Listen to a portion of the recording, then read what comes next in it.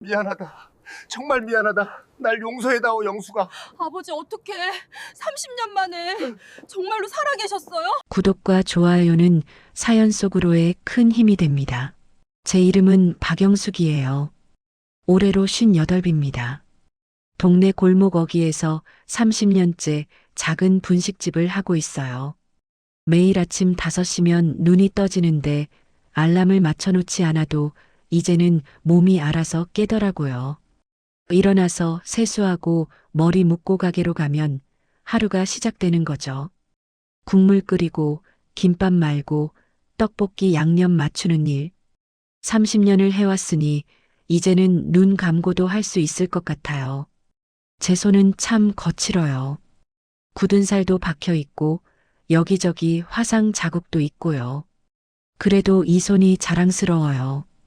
이 손으로 2아이를 키웠고 대학까지 보냈고 이제는 손주 2을 안아주고 있으니까요. 평범한 삶이에요. 그렇지만 평범하다는 게 얼마나 귀한 건지 요즘 들어 더 절실하게 느끼고 있답니다. 남편 최성만이는 저보다 4살 위에요. 62이죠. 공무원으로 35년을 일하고 은퇴한 지 이제 2년 됐어요. 성실하고 과묵한 사람이에요. 제가 힘들 때마다 말없이 곁을 지켜주던 사람이죠. 요즘은 집에서 화분 가꾸는 게 낙이에요. 가끔 제 가게에 들러서 설거지를 도와주기도 하고요. 표현은 서툴지만 저는 알아요. 이 사람이 날 얼마나 아끼는지. 그것만으로도 충분하더라고요. 그런데 요즘 제 마음을 짓누르는 게 있어요. 바로 어머니 일이에요. 어머니 정옥분. 올해 82이세요. 작년부터 치매 초기 진단을 받으셨어요. 처음엔 가벼운 건망증 정도였어요. 냉장고에 넣어둔 반찬을 또 넣으신다거나 손주 이름을 헷갈려 하신다거나 그런 정도였죠. 그런데 요즘은 달라요. 밤낮이 바뀌시고 저를 알아보지 못하실 때도 있어요. 가끔은 60년 전 젊은 시절로 돌아가셔서 춤길이는 언제 오냐고 물으세요. 춤길이? 그게 우리 아버지 이름이에요. 박춘길. 저한테 그 이름은 30년 전에 지워진 이름이에요. 아니, 지워야만 했던 이름이랄까요? 제가 28이던 해 아버지는 집을 나가셨어요. 정확히는 도망을 가셨죠. 어머니는 그렇게 말씀하셨어요. 내 아버지는 바람을 피우고 다른 여자한테 가버렸어. 당시 저는 결혼한 지 얼마 안 됐고 첫째 아이를 임신 중이었어요. 아버지의 실종은 우리 가족 전체를 무너뜨렸어요. 특히 오빠가 그랬어요. 오빠 박영호. 저보다 2살 위에요. 올해 60이죠. 젊은 시절엔 똑똑하고 야심도 있었어요. 사업을 여러 번 시도했는데 번번이 실패했어요. 빚만 늘어나고 결혼 생활도 파탄이 났죠. 그러다 보니 오빠는 어머니의 재산을 노리게 됐어요. 집 한 채와 얼마 안 되는 예금. 오빠는 그게 자기 몫이라고 생각하고 제가 어머니를 독점한다고 의심해요. 형제 사이가 점점 멀어졌죠. 요즘은 명절에만 겨우 얼굴 보는 사이예요. 아버지가 떠나신 뒤 어머니한테서 들었던 이야기가 있어요. 영수가, 내 아버지는 원래 그런 사람이었어. 젊을 때부터 바람기가 있었지. 나는 참고 살았는데 결국 다른 여자한테 가버렸어.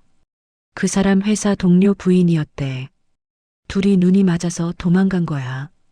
어머니는 그렇게 말씀하셨어요. 목소리에 한이 서려 있었죠. 저는 그 말을 믿었어요. 아니, 믿어야 했어요. 그래야 마음이 편했거든요. 아버지를 미워하는 게 차라리 쉬웠어요. 우리를 버린 나쁜 사람이라고 생각하면 그리움을 지울 수 있었으니까요. 그런데 이상한 건 아버지가 떠나신 뒤에도 어머니는 아버지의 물건들을 다 간직하고 계셨어요. 옷도 시계도 안경도 다 버리지 않으셨죠. 제가 어머니, 이거 다 버리시죠 하면 어머니는 고개를 저으셨어요. 아직은 안 돼. 그때는 이해하지 못했어요. 배신한 사람의 물건을 왜 간직하시나 싶었죠.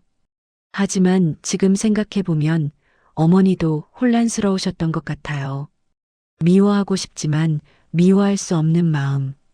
저도 그랬으니까요. 30년이 흘렀어요. 저는 그 시간 동안 묵묵히 살아왔어요. 가게를 지키고 아이들을 키우고 남편과 함께 늙어갔죠. 아버지 생각은 가끔 스쳐 지나갔지만 애써 지우려고 했어요.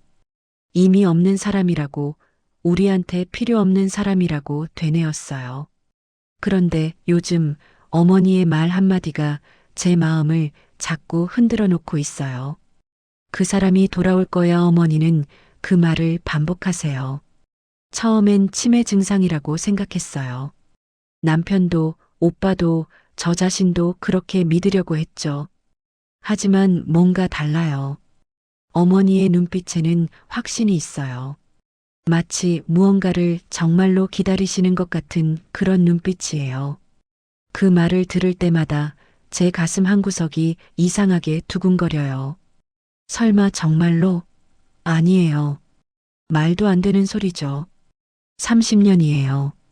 30년이나 지났는데 어떻게 지금 돌아온다는 거예요? 그것도 어머니가 치매에 걸리신 이 시점에. 하지만 그 예감은 사라지지 않아요. 오히려 날이 갈수록 짙어지고 있어요. 마치 곧 무언가가 일어날 것만 같은 그런 느낌이에요. 그날도 어머니는 같은 말씀을 하셨어요. 그 사람이 곧 올 거야. 내가 알아. 저는 어머니의 손을 잡으며 조용히 물었어요. 어머니, 누가 온다는 거예요? 어머니는 저를 빤히 바라보시더니 천천히 입을 여셨어요. 춘길이 내 아버지 말이야. 제 가슴이 철렁 내려앉았어요. 어머니, 아버지는 30년 전에 떠나셨잖아요. 이제 돌아가신 거나 다름없어요. 아니야. 어머니의 목소리는 단호했어요. 그 사람은 안 죽었어. 살아있어. 내가 느껴. 꿈에서 봤어. 그 사람이 울고 있었어. 저는 할 말을 잃었어요. 치매 환자의 말을 믿어야 할까요? 아니면 그저 병의 증상으로 넘겨야 할까요? 하지만 어머니의 눈빛은 창난 상태가 아니었어요. 오히려 너무나도 또렷했어요. 그날 밤 저는 잠을 이루지 못했어요. 남편은 옆에서 코를 골며 주무시는데 저는 천장만 멍하니 바라봤어요. 어머니의 말이 자꾸 맴돌았어요. 그 사람이 울고 있었어. 도대체 무슨 의미일까요? 다음 날 아침 저는 어머니 방을 정리하다가 오래된 상자를 발견했어요. 나무로 된 낡은 상자였는데 먼지가 잔뜩 쌓여 있었어요. 어머니 옷장 깊숙한 곳에 숨겨져 있던 거였죠. 열어보니 옛날 사진들과 편지 몇 통이 들어 있었어요. 사진 속 아버지는 젊고 건강해 보였어요. 어머니와 손을 잡고 웃고 계셨죠. 그 옆에는 어린 저와 오빠가 있었어요. 아버지는 저를 안고 계셨고 저는 아버지 품에서 까르르 웃고 있었어요. 그 사진을 보는 순간 가슴이 먹먹해졌어요. 이 사람이 정말 우리를 버리고 떠난 걸까? 저는 30년 동안 아버지를 미워했어요. 아니, 미워하려고 애썼어요. 그래야 마음이 편했거든요. 하지만 이 사진 속 아버지의 미소는 너무나 따뜻했어요. 저를 안고 있는 그 손길이 너무나 다정해 보였어요. 저는 편지를 꺼내 읽기 시작했어요. 아버지의 필체였어요. 편지는 30년도 더 전 어머니와 결혼하기 전에 주고받은 연애 편지들이었어요. 옥분아, 나는 너를 평생 지킬 거야. 약속해. 우리 행복하게 살자. 우리 딸 영숙이가 오늘 처음 걸었대. 출장 중이라 못 봐서 너무 아쉬워. 보고 싶어 미치겠어. 빨리 집에 가고 싶다. 영우가 학교에서 상을 받았다며? 우리 아들 자랑스럽다. 내가 돌아가면 꼭 안아줘야겠어. 편지 속 아버지는 따뜻하고 다정한 사람이었어요. 가족을 사랑하는 평범한 남자였죠. 그런 사람이 정말 가족을 버리고 떠날 수 있었을까요? 저는 혼란스러웠어요. 며칠 뒤 저는 오빠에게 전화를 걸었어요. 오빠, 혹시 아버지에 대해서 뭔가 더 아는 거 없어? 오빠의 목소리는 차가웠어요. 왜 갑자기 그 얘기를 하는 거야? 그 인간은 우릴 버렸어. 끝이야. 그래도 오빠 어머니가 자꾸 이상한 말씀을 하시잖아. 아버지가 돌아온다고.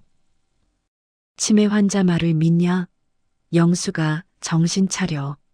그 인간은 죽었든 살았든 우리한텐 없는 사람이야. 다시는 그 얘기 꺼내지 마. 오빠는 전화를 끊어버렸어요. 저는 한숨을 쉬었어요. 남편한테도 말해봤지만 남편도 고개를 저었어요. 여보, 너무 깊이 생각하지 마요. 어머니 병이 악화되는 거니까 병원 약만 잘 드시게 하면 돼요. 하지만 저는 알고 있었어요. 이건 단순한 치매 증상이 아니에요. 어머니는 무언가를 느끼고 계세요. 그리고 그 무언가는 점점 제 마음속으로 파고들었어요. 어느 날 새벽 저는 꿈을 꿨어요. 눈 내리는 겨울밤이었어요. 어둠 속에서 누군가가 천천히 걸어오고 있었어요. 그 사람의 얼굴은 보이지 않았지만 저는 알 수 있었어요. 그게 아버지라는 걸요.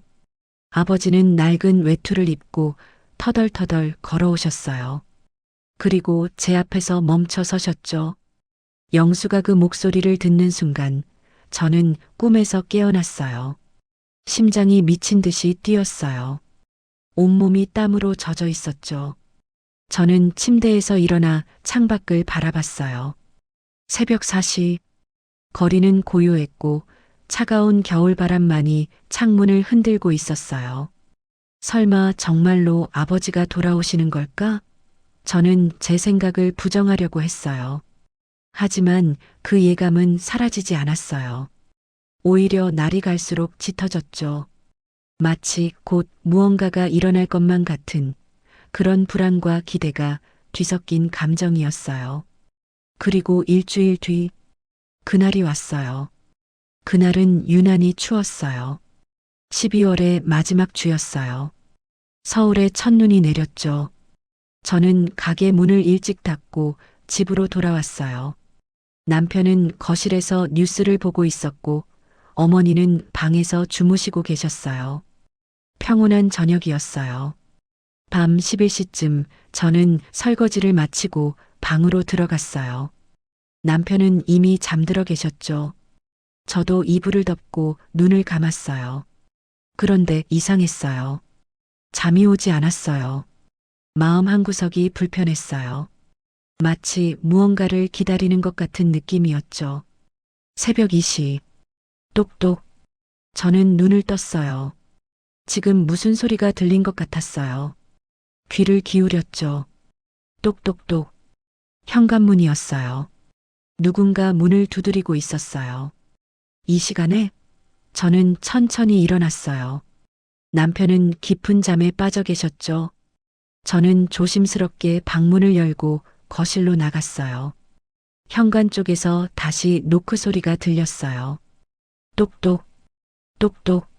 소리는 약했어요. 마치 힘이 없는 사람이 두드리는 것 같았어요. 제 가슴이 두근거렸어요. 인터폰 화면을 켰어요. 어둠 속에 누군가가 서 있었어요. 낡은 외투를 입은 노인이었어요.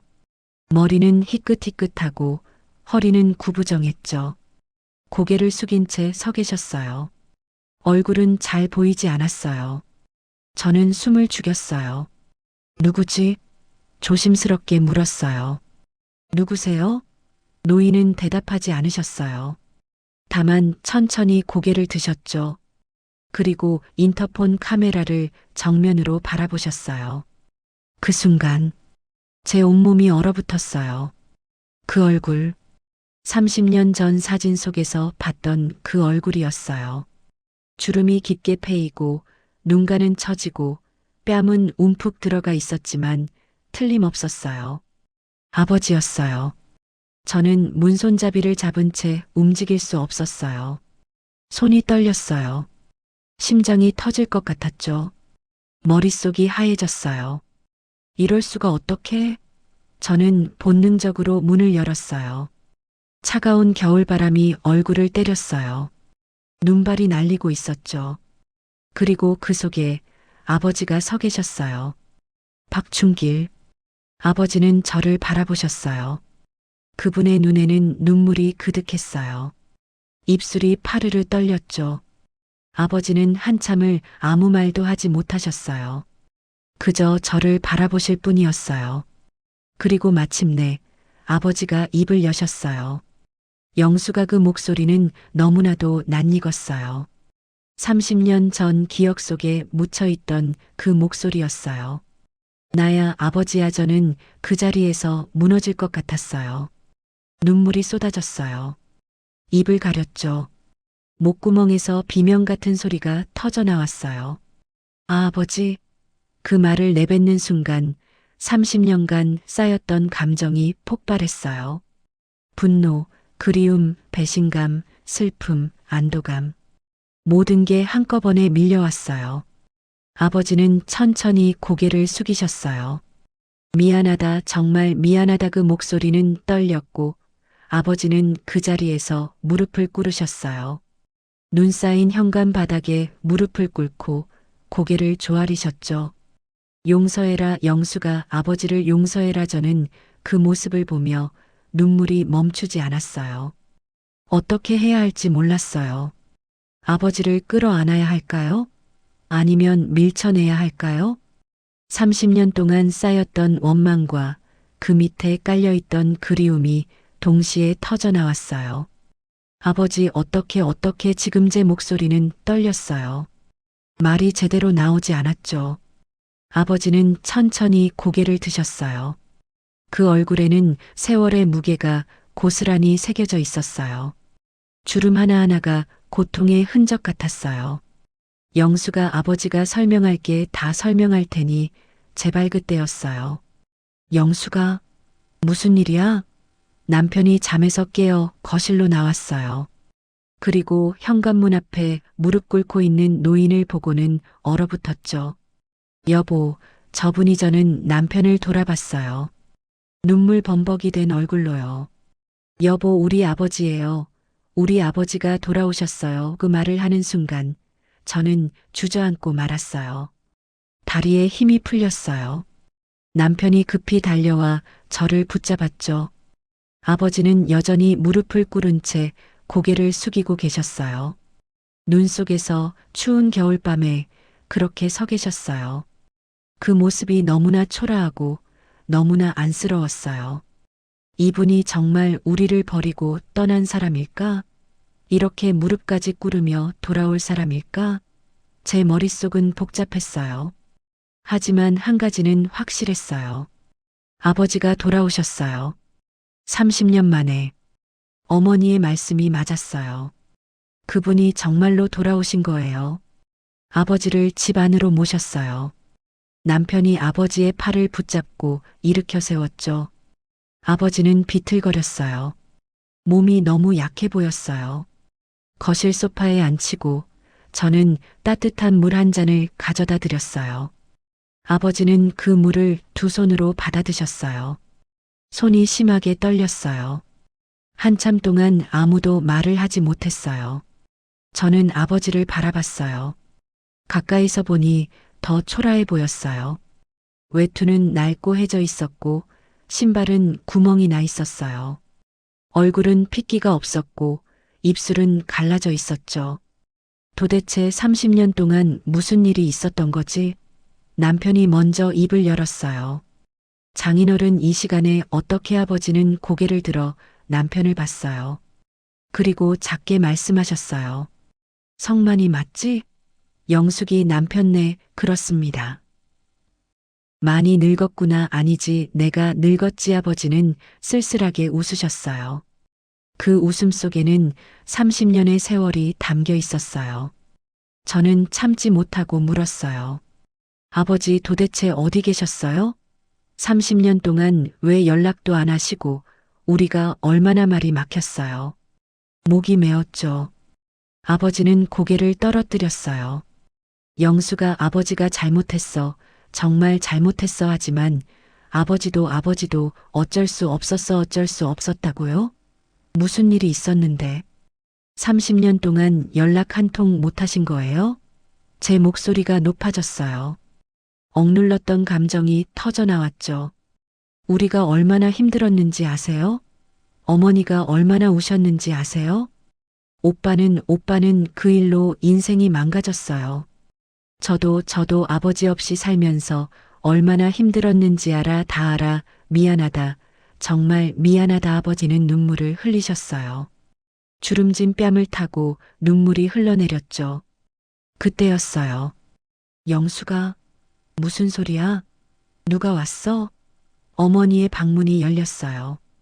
어머니가 잠옷 차림으로 나오셨죠. 어머니는 거실을 둘러보시다가 소파에 앉아 있는 아버지를 보셨어요. 그 순간 시간이 멈춘 것 같았어요. 어머니는 그 자리에 얼어붙으셨어요. 입이 벌어졌고 눈이 커졌어요. 그리고 천천히, 아주 천천히 입을 여셨어요. 춘춘끼리 아버지는 벌떡 일어났어요. 어머니를 향해 한 걸음 다가갔죠. 5분이 나야 나춘끼리 정말 당신이에요? 어머니의 목소리는 떨렸어요. 어머니는 비틀거리며 앞으로 걸어오셨어요. 저는 급히 어머니를 부축했죠. 어머니와 아버지는 서로를 바라봤어요. 30년의 세월이 그 사이에 흘렀어요. 두 분 모두 늙었어요. 주름이 깊어졌고 머리는 하얘졌고 허리는 굽었어요. 하지만 그 눈빛만은 여전했어요. 어머니가 떨리는 손을 뻗으셨어요. 아버지의 얼굴을 만지셨죠. 당신 정말 당신이네요. 어떻게 옥분아 미안해. 정말 미안해. 두 분은 그렇게 서로를 붙잡고 울었어요. 저는 그 모습을 보며 눈물이 멈추지 않았어요. 남편도 눈시울을 붉혔죠. 30년 만에 재회. 이럴 수가 있을까요? 이런 일이 정말 현실일까요? 하지만 저는 알고 있었어요. 이게 끝이 아니라는 걸요. 다음 날 아침 오빠한테 전화가 왔어요. 영수가 큰일 났어. 어머니가 새벽에 전화하셨는데 아버지가 돌아왔대? 그게 무슨 소리야? 저는 한숨을 쉬었어요. 오빠 정말이에요. 아버지가 어젯밤에 오셨어요. 뭐? 30년 만에? 말도 안 돼. 그 인간이 왜 지금 나타나는 거야? 재산 노리고 온 거 아니야? 오빠 그런 게 아니에요. 아버지 상태를 보면 닥쳐. 나 지금 바로 가. 오빠는 전화를 끊었어요. 1시간 뒤 오빠가 도착했어요. 현관문을 쾅 열고 들어오셨죠. 얼굴은 붉게 달아올라 있었고 눈에는 분노가 가득했어요. 어디 있어? 그 인간 어디 있냐고. 저는 오빠를 막았어요. 오빠 진정해요. 어머니가 놀라시잖아요. 비켜. 내가 직접 봐야겠어. 오빠는 거실로 들어갔어요. 아버지는 소파에 앉아 계셨어요.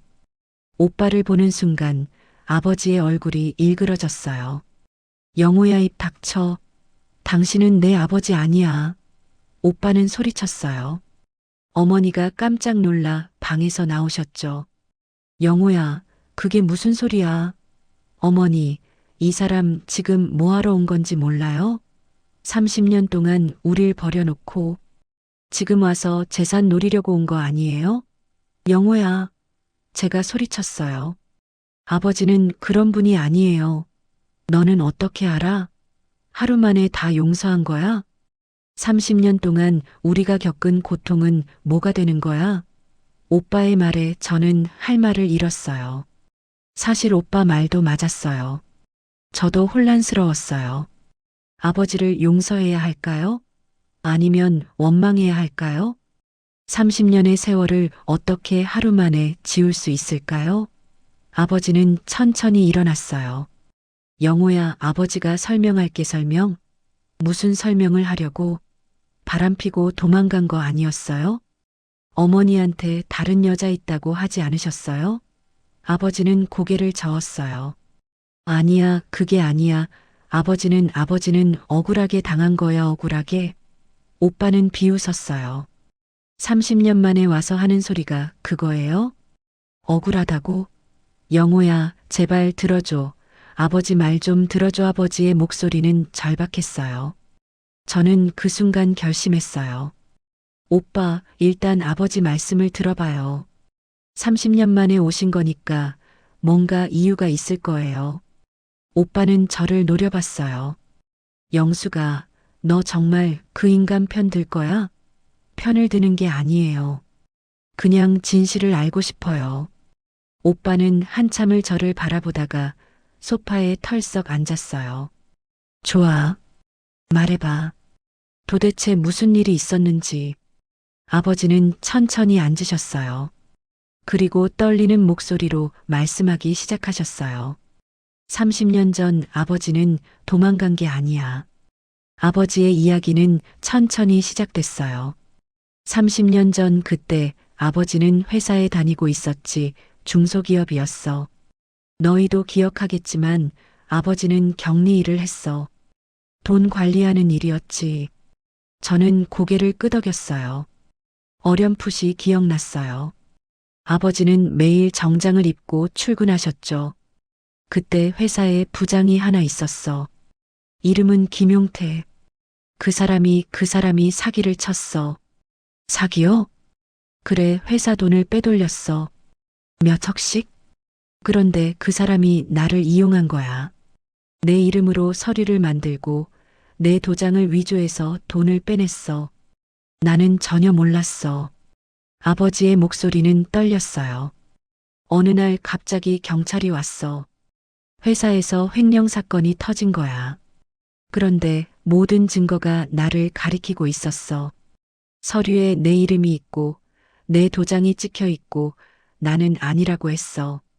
나는 모르는 일이라고 했지. 하지만 아무도 믿지 않았어. 저는 숨을 죽이고 들었어요. 재판이 시작됐어. 나는 결백하다고 주장했지만 소용없었어. 김용태 그 인간은 이미 해외로 도망갔고 모든 걸 내 탓으로 돌려놨어. 변호사도 제대로 구하지 못했어. 돈이 없었거든. 결국 실형을 받았어. 7년형. 7년이요? 제가 놀라서 물었어요. 그래, 7년. 아버지는 억울했어. 억울해서 미칠 것 같았어. 하지만 어쩔 수 없었어. 감옥에 갇혔지. 어머니가 손으로 입을 막았어요. 눈물이 흘러내렸죠. 춘길이 당신이 감옥에. 미안해. 옥분아, 너한테 말하지 못해서 정말 미안해. 아버지는 고개를 숙였어요. 감옥에서 1년쯤 지났을 때 이상한 제안을 받았어. 정부에서 하는 프로그램이라고 했어. 해외 건설 현장에서 일하면 형기를 줄여준다고 했지. 나는 그게 유일한 희망이라고 생각했어. 빨리 나가서 너희한테 가고 싶었거든. 그래서요? 그래서 동의했어. 서류에 사인했지. 그런데 그게 함정이었어. 아버지의 목소리가 떨렸어요. 나는 중동으로 보내졌어. 사우디아라비아. 거기서 건설 현장에서 일했어. 하루 12시간씩. 뜨거운 사막에서 제대로 된 임금도 못 받고 여권도 압수당하고 그게 강제 노동이었어. 탈출할 수도 없었어. 감시가 심했거든. 저는 믿을 수 없었어요. 그렇게 10년을 보냈어. 10년 그 지옥 같은 곳에서 아버지의 눈에 눈물이 고였어요. 연락하고 싶었어. 너희한테 편지라도 보내고 싶었어. 하지만 못했어. 감시를 받고 있었거든. 그리고 한국에서는 내가 죽은 걸로 처리됐어.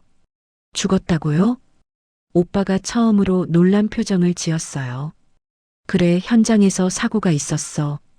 건물이 무너져서 여러 명이 죽었지. 그때 나도 다쳤어. 병원에 실려갔는데 서류 처리가 잘못됐나 봐. 한국 정부에 사망 신고가 들어간 거야. 나는 몰랐어. 한참 뒤에 알았지. 어머니가 흐느꼈어요. 그래서 사망 확인서가 온 거였구나. 사망 확인서요?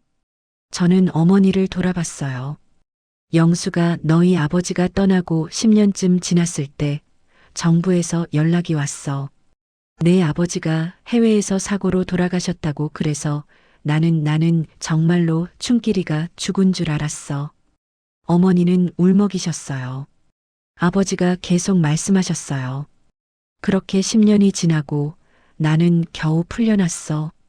늙고 병들어서 더 이상 쓸모가 없어졌거든. 그제야 한국으로 돌아올 수 있었어. 하지만 한국에 돌아와 보니 내가 이미 죽은 사람으로 돼 있었어. 주민등록도 말소됐고 집도 없고 가족도. 아버지는 말을 잇지 못했어요. 너희를 찾고 싶었어. 하지만 어떻게 찾아가겠어. 나는 죽은 사람이었어. 그리고 무엇보다 부끄러웠어. 이렇게 초라한 모습으로 돌아가면 너희가 나를 어떻게 볼까, 그 생각에 발걸음이 떨어지지 않았어. 저는 눈물을 닦았어요. 그래서 그동안 뭐 하신 거예요? 떠돌았어. 여기저기 일용직이라고, 노숙하고 그렇게 20년을 보냈어. 너희 소식을 멀리서 듣기만 했지. 영숙이 내가 분식집 한다는 것도 알고 있었어. 가끔 멀리서 지켜봤어. 너희가 잘 사는 걸 보면서 아버지는 차라리 나타나지 않는 게 낫겠다고 생각했어. 아버지. 제 목소리는 떨렸어요. 그런데 최근에 몸이 안 좋아졌어. 병원에 갔더니 의사가 말하더라. 시한부라고. 그 순간 시간이 멈췄어요. 뭐라고요? 오빠가 벌떡 일어났어요.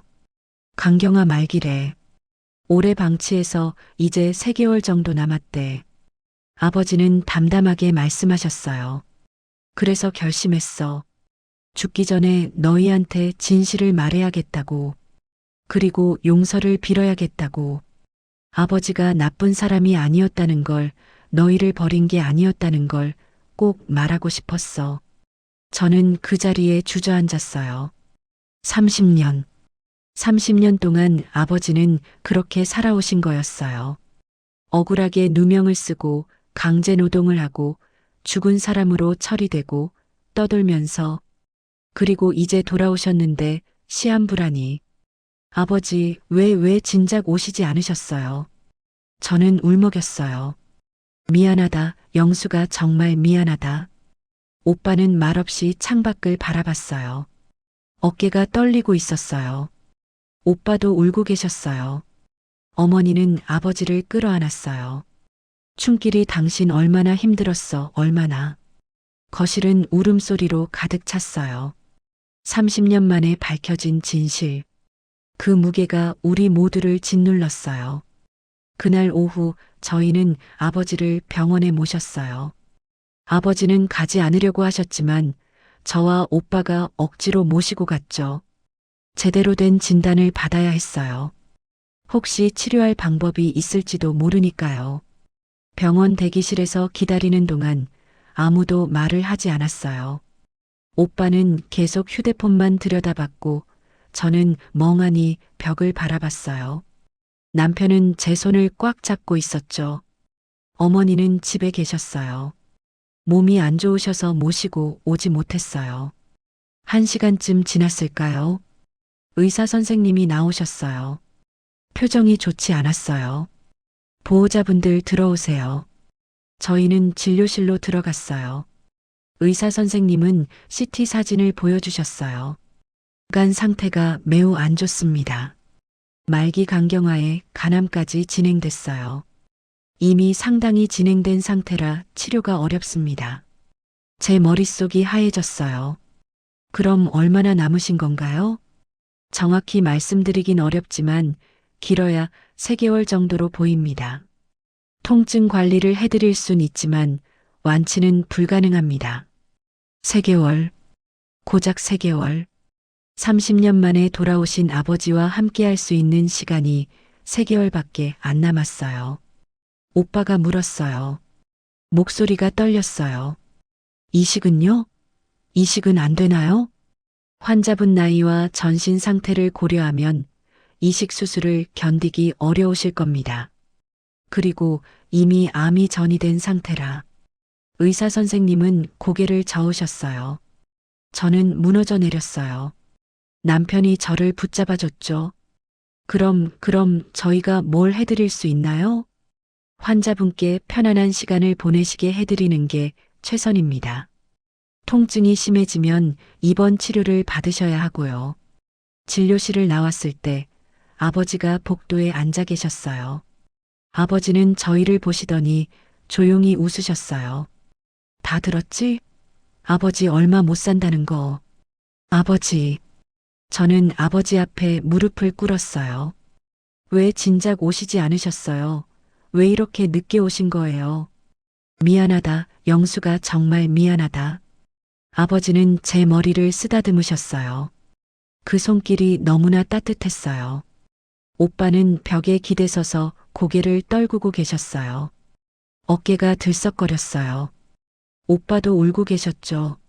집으로 돌아와서 저희는 가족회의를 했어요. 아버지를 우리 집에 모셔야 해. 제가 먼저 말했어요. 응, 나도 그렇게 생각해. 오빠가 동의했어요.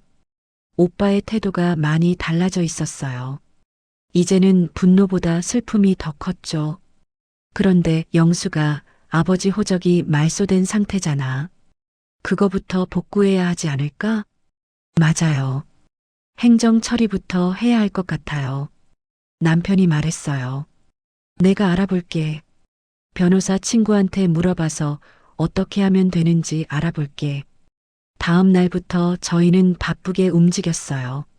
아버지의 호적을 복구하기 위해 행정기관을 찾아다녔어요. 서류도 준비하고 증명도 하고 쉽지 않은 일이었지만 해야 했어요. 아버지가 법적으로 살아계신 분이 되셔야 했으니까요. 그 과정에서 아버지가 겪었던 일들이 하나씩 드러났어요. 억울한 누명, 강제노동, 잘못된 사망신고, 모든 게 증거로 나왔어요. 아버지의 이야기가 사실이었다는 게 확인됐죠. 일주일쯤 지났을 때 아버지를 저희 집으로 모셨어요. 작은 방 하나를 아버지 방으로 정리했어요. 새 이불도 깔고 옷도 사드렸어요. 아버지는 그 방에 들어가서 한참을 서 계셨어요. 30년 만에 제대로 된 방에서 자는구나. 아버지는 눈물을 흘리셨어요. 그날 저녁 온 가족이 함께 저녁을 먹었어요. 저와 오빠, 남편, 어머니, 그리고 아버지. 30년 만에 가족 식사였어요. 밥상 앞에 앉아서 저는 아버지를 바라봤어요. 아버지는 숟가락을 들고 밥을 드시다가 멈추셨어요. 그리고 저희를 한 명 한 명 바라보셨죠. 고맙다, 정말 고맙다, 아버지를 받아줘서. 아버지, 그런 말씀 마세요. 오빠가 말했어요. 저희가 미안해요. 진작 믿지 못해서. 아니야, 영호야. 너희가 의심한 게 당연해. 아버지가 잘못했어. 식탁은 조용했어요. 하지만 그 침묵은 불편하지 않았어요. 오히려 따뜻했어요.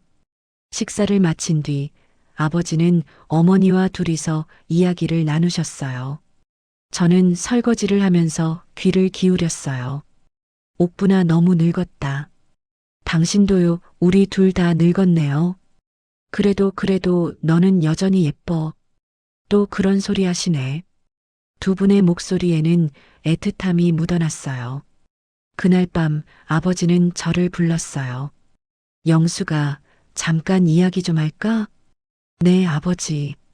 저는 아버지 방으로 들어갔어요. 아버지는 침대에 앉아 계셨죠. 영수가 아버지가 부탁이 하나 있어. 말씀하세요, 아버지. 아버지가 죽으면 내 어머니 좀 잘 부탁해. 어머니 치매도 있고 혼자 계시면 힘드실 거야. 아버지, 그런 말씀 마세요. 영수가 아버지 얼마 못 살아. 우리 다 알잖아. 그러니까 어머니 잘 모셔줘. 그리고 오빠도 오빠가 힘들게 살았잖아. 좀 챙겨줘. 저는 눈물이 났어요. 아버지, 저희가 다 할게요. 걱정 마세요. 고맙다, 영수가 넌 참 착한 딸이야. 아버지는 제 손을 잡으셨어요. 아버지가 너한테 미안한 게 많아. 내가 결혼할 때도 못 받고, 손주들 태어날 때도 못 받고, 아버지 노릇 하나도 못했지. 아버지. 그래도 이렇게라도 돌아와서 너희 얼굴 볼 수 있어서 아버지는 다행이야. 저는 아버지를 끌어안았어요. 아버지 사랑해요. 정말 사랑해요. 그 말을 하는 순간 30년 동안 하지 못했던 모든 말들이 쏟아져 나왔어요. 보고 싶었어요. 정말 보고 싶었어요. 아버지 없이 사는 게 너무 힘들었어요. 영수가 미안해. 정말 미안해. 우리는 그렇게 한참을 울었어요. 아버지와 함께한 시간은 빠르게 흘러갔어요. 한 달이 지났어요. 아버지의 몸은 점점 약해지셨어요. 처음엔 혼자 걸으실 수 있었는데 이제는 지팡이가 필요하셨죠. 식사량도 줄었어요. 아버지는 자주 괜찮다고 하셨지만 저희는 알 수 있었어요. 통증이 심하다는 걸요. 그래도 아버지는 매일 웃으셨어요. 오늘 날씨 좋네. 영수가 산책 갈까? 네, 아버지. 제가 모시고 갈게요. 저는 아버지와 함께 동네를 걸었어요. 천천히, 아주 천천히. 아버지는 한 걸음 한 걸음 조심스럽게 내디뎠어요. 그리고 주변을 둘러보셨죠. 여기 많이 변했네. 30년 전엔 여기 논밭이었는데. 그러게요. 이제 다 아파트예요. 그래도 좋다. 이렇게 너랑 걷는 것만으로도. 아버지는 웃으셨어요. 어느 날 손주들을 데리고 왔어요. 제 딸아이들이었어요. 하나는 25, 하나는 23. 두 딸은 할아버지를 처음 봤죠. 아버지도 손녀들을 처음 보셨고요. 할아버지 처음 뵙겠습니다. 큰딸이 인사했어요. 아버지는 손녀들을 보시더니 눈물을 흘리셨어요. 이렇게 예쁜 손녀들이 아버지는 너희가 태어난 것도 몰랐어. 괜찮아요, 할아버지. 이제라도 만났잖아요. 작은 딸이 웃으며 말했어요. 그날 저녁 온 가족이 함께 모였어요. 오빠네 식구들도 왔어요. 오빠 아들도 있었고 손주들도 있었죠. 집안이 시끌벅적했어요. 아버지는 그 모습을 보시며 행복해 하셨어요. 이게 가족이구나. 정말 좋다. 하지만 그 행복한 시간도 오래가지 않았어요. 2달째가 되던 날 아버지는 쓰러지셨어요. 새벽이었어요. 아버지가 화장실에 가시다가 복도에서 쓰러지신 거예요. 저는 소리를 듣고 뛰어나갔죠. 아버지. 아버지는 바닥에 쓰러져 계셨어요. 얼굴이 창백했어요. 구급차, 구급차 불러요. 남편이 소리쳤어요. 병원에 도착했을 때 의사 선생님은 심각한 표정이셨어요. 이제 오래 못 가실 것 같습니다. 집에 모시고 가시는 게 나을 것 같아요. 그럼 얼마나 남으신 건가요? 길어야 일주일. 저는 그 자리에 주저앉았어요. 아버지를 다시 집으로 모셨어요. 병원 침대보다는 집이 편하실 거라고 생각했어요. 아버지는 침대에 누워 계셨어요. 숨소리가 약했어요. 저와 오빠, 어머니는 교대로 아버지 곁을 지켰어요. 사흘째 되던 날 아버지가 저를 부르셨어요. 영수가. 네, 아버지. 아버지, 이제 갈 것 같아. 아버지, 그런 말씀 마세요. 영수가 고맙다, 정말 고맙다. 아버지를 용서해줘서. 저는 아버지의 손을 꽉 잡았어요. 아버지 사랑해요. 그 순간 저는 깨달았어요. 30년 동안 하지 못했던 말. 제가 정말 하고 싶었던 말은 이거였어요. 아버지. 저는 떨리는 목소리로 말했어요. 아버지, 아버지.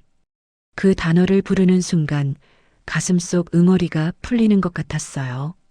아버지는 저를 보며 웃으셨어요. 눈물을 흘리시며 웃으셨어요. 고맙다. 영수가 아버지라고 불러줘서 고맙다.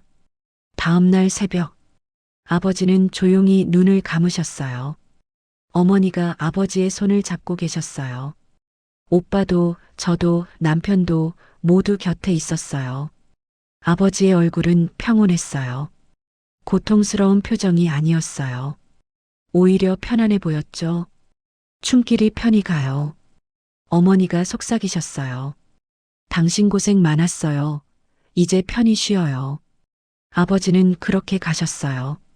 30년 만에 돌아오셔서 3개월을 우리와 함께 보내시고 조용히 떠나셨어요. 장례는 조용히 치렀어요. 친척들과 가까운 이웃들만 모였죠. 아버지에 대한 이야기를 나눴어요. 억울하게 살다 가신 분이라고.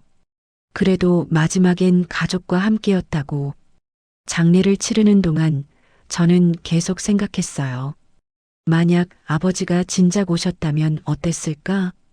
하지만 이제는 알아요. 아버지도 최선을 다하셨다는 걸요. 그분 나름대로 우리를 생각하시며 사셨다는 걸요.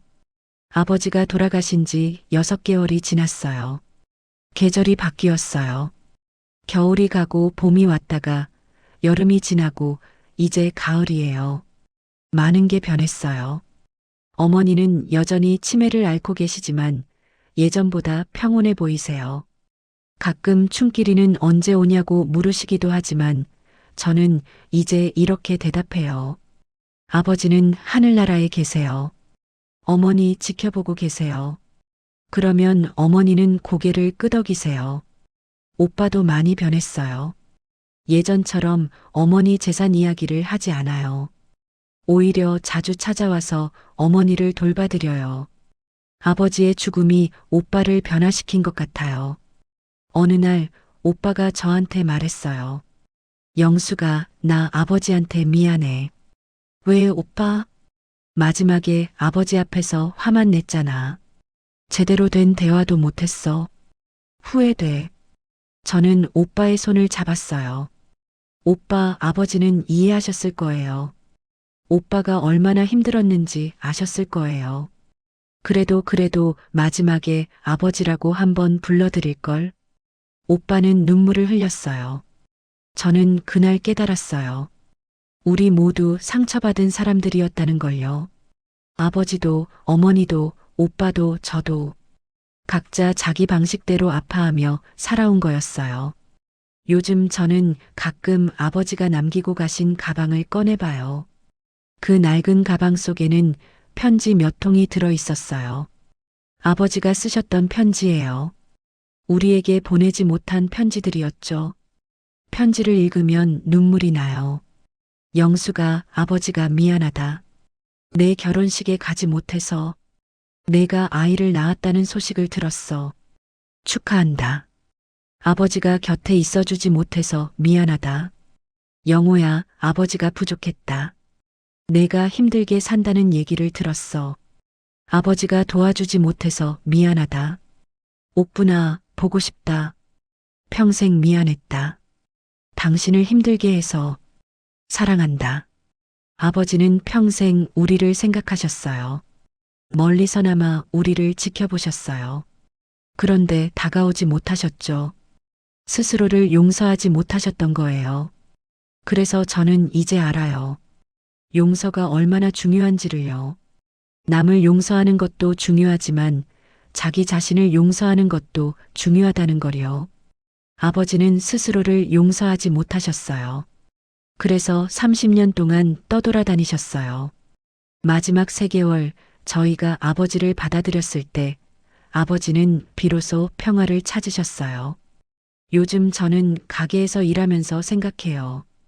인생이 참 짧구나. 58년을 살았는데 돌아보면 순간이에요. 그 짧은 시간을 원망하며 살기엔 너무 아까워요. 그래서 저는 결심했어요. 후회 없이 살겠다고. 사랑하는 사람들에게 사랑한다고 말하겠다고. 미안할 땐 미안하다고 말하겠다고. 어느 날 손녀가 물었어요. 할머니, 할아버지는 어떤 분이셨어요? 저는 손녀를 안으며 말했어요. 할아버지는 힘든 삶을 사셨지만 끝까지 우리를 사랑하신 분이야. 할아버지가 우리한테 가르쳐 주신 게 있어. 포기하지 말라고. 사랑하는 사람들에게 돌아갈 용기를 가지라고. 손녀는 고개를 끄덕였어요. 저는 창밖을 바라봤어요. 가을 하늘이 맑았어요. 아버지, 하늘에서 편히 쉬고 계시죠? 바람이 불었어요. 따뜻한 바람이었어요. 마치 아버지가 대답하시는 것 같았어요. 응, 영수가. 아버지는 괜찮아. 너희들도 행복하게 살아라. 저는 미소 지었어요. 인생은 길지 않아요. 그러니 미워하며 살기엔 너무 짧아요. 용서하고 사랑하고 함께하는 거예요. 그게 제가 아버지에게서 배운 거예요. 겨울이 오면 또 첫눈이 내릴 거예요. 그 눈을 보면 저는 그날 밤을 떠올릴 거예요. 아버지가 돌아오신 그 겨울밤을요. 그리고 생각할 거예요. 아버지, 고마웠어요. 돌아와 주셔서. 그리고 미안해요. 진작 믿지 못해서. 하지만 이제는 알아요. 아버지는 용서하셨을 거예요. 우리 모두를요. 그리고 하늘에서 지켜보고 계실 거예요. 우리가 행복하게 사는 모습을요. 그게 아버지가 원하시던 거니까요. 이 이야기는 제 이야기예요. 박영숙의 이야기. 혹시 이 이야기를 듣고 계신 분들 중에 가족과 멀어져 계신 분이 있다면 말씀드리고 싶어요. 너무 늦기 전에 연락하세요. 용서하세요.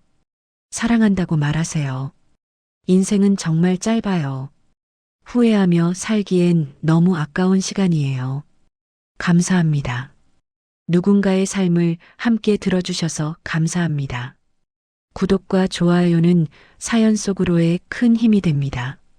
다음 사연에서 또 찾아뵙겠습니다.